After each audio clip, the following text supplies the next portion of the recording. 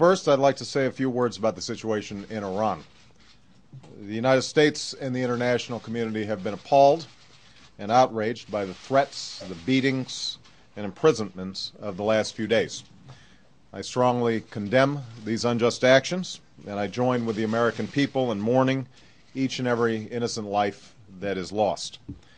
I've made it clear that the United States respects the sovereignty of the Islamic Republic of Iran and is not interfering with Iran's affairs.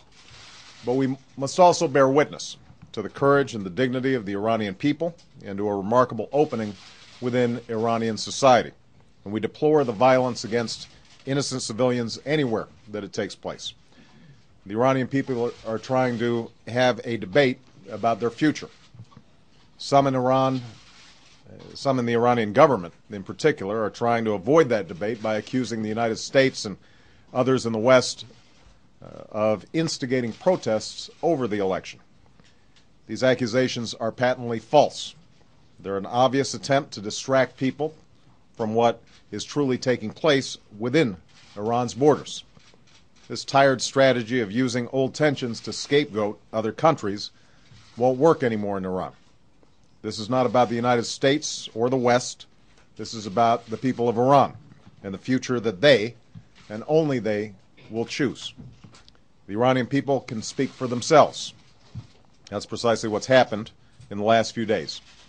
In 2009, no iron fist is strong enough to shut off the world from bearing witness to peaceful protests of justice.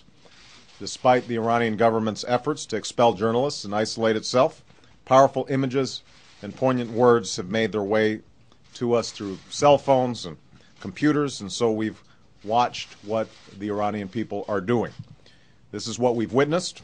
We've seen the timeless dignity of tens of thousands of Iranians marching in silence. We've seen people of all ages risk everything to insist that their votes are counted and that their voices are heard.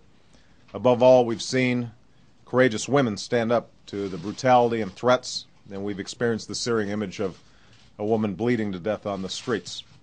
While this loss is raw and extraordinarily painful, we also know this: those who stand up for justice are always on the right side of history.